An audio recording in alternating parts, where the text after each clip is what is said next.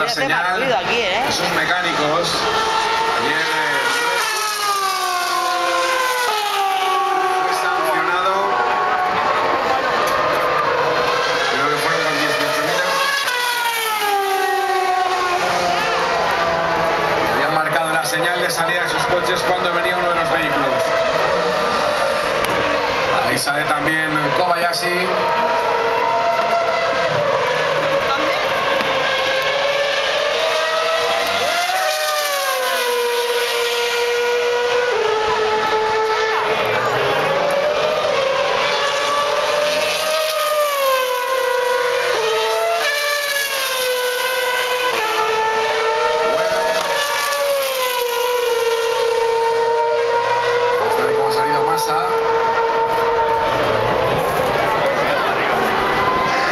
Ahí está Weber saliendo del pit lane.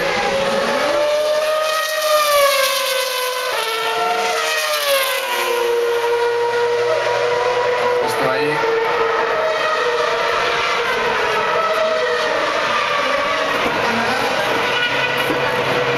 Las asistencias personales de Fernando Alonso ya estaban en el...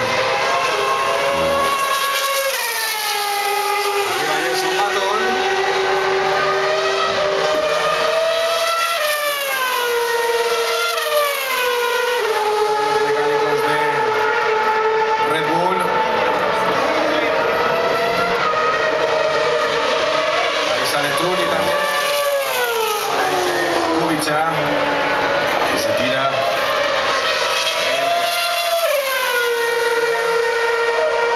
Atención que va a entrar Michael Schumacher al pit.